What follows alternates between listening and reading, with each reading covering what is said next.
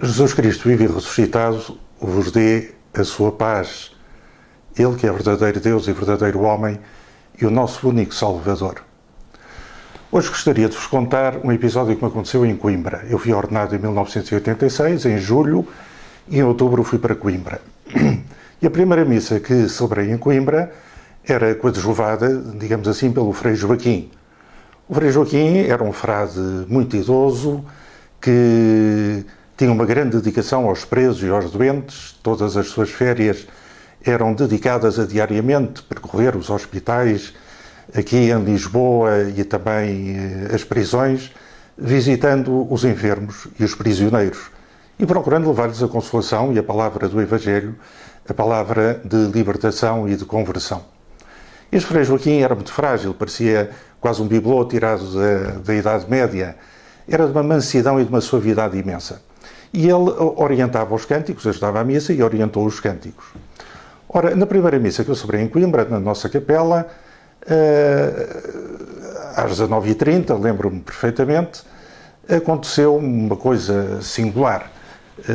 Quando chegou a hora da comunhão, eu dirigi-me ao sacrário, tirei a píxide. A píxide é aquela espécie de cálice com uma tampa onde se guardam as hóstias consagradas, o corpo de Cristo, e pus-a sobre o altar, e quando tentei abrir a píxide, tirando a tampa, não consegui abrir, tive alguma dificuldade, experimentei de uma maneira e de outra, vi-me atrapalhado, senti-me até um bocadinho envergonhado, ou pelo menos com uma timidez, porque as pessoas estavam na fila da comunhão, espantadas a olhar para mim.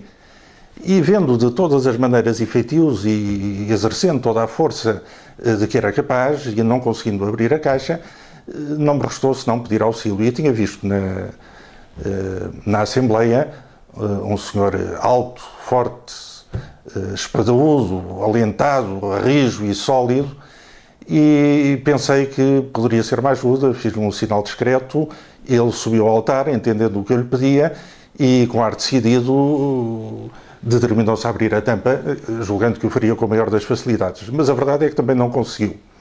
E a certa altura tentou outra vez e mais uma vez, e como não conseguisse, eu e ele, os dois juntos, um pegando de um lado, outro do outro, e Nosso Senhor no meio daquilo tudo, tentando tirar a tampa da píxide, e nenhum de nós conseguia.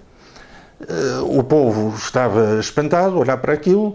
Eu, vendo que não podíamos continuar naquela situação desagradável, disse: olha, pois peço imensa desculpa, não vos posso dar a comunhão sacramental porque não conseguimos abrir a píxide e tereis de fazer a comunhão espiritual. O Frei Joaquim estava a orientar o cântico da comunhão no ambão, não tinha dado por nada, tão embevecido estava em louvar a Deus com os seus cânticos. Mas quando me vê a girar em volta ao sacrário, vem-se aproximando no seu passo lento, embora apressado, para que eu lhe pudesse dar a Sagrada Comunhão, e ele disse assim: Frei Joaquim, peço imensa desculpa, mas de facto não consigo abrir a píxide, ela não abre. Ele disse numa voz sussurrada: abre, abre. Eu confesso, não acreditei, quer dizer, julguei que fosse uma ingenuidade dele, mas também não quis estar ali a manifestar a minha discordância num momento tão sagrado. E voltei ao altar, pus a píxide em cima do altar. Ora, a tampa da píxide tinha uma cruz extremamente frágil, já inclinada, quase a partir. E o Frei Joaquim, com dois dedos, pôs na ponta da cruz e tirou a tampa da píxide. Houve uma gargalhada geral na igreja e eu disse graças a Deus e fui dar a Sagrada Comunhão. Eu entendi este episódio sempre como uma espécie de convite de Nosso Senhor, um convite de Nosso Senhor a uma meditação, uma reflexão. Eu vinha das aulas, tive milhares de aulas de teologia e de filosofia, li milhares e milhares de páginas e, portanto, porventura sentir-me capaz de dar Nosso Senhor aos outros devido à preparação que tinha tido. E aquele senhor que me foi ajudar era um senhor forte, robusto, como já disse, rijo, e manifestava de algum modo a força física, enquanto eu poderia de algum modo representar a força intelectual, quer dizer, aquela sabedoria acumulada ao longo dos estudos durante os anos, o outro podia representar a força física, portanto as forças meramente humanas. Ora, estas forças meramente humanas foram incapazes de dar Jesus aos outros.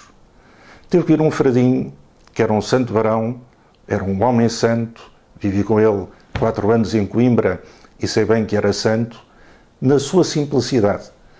Já idoso, sem forças físicas, ignorante das ciências sagradas, mas um homem de verdadeira oração. Se não fosse ele, não tinha conseguido dar Jesus aos outros. Isto ficou-me esta reflexão. É a santidade que dá Jesus aos outros. É na simplicidade e na humildade, no encontro pessoal com Jesus Cristo, que nós conseguimos comunicá-lo aos outros. O Senhor vos dê a sua paz.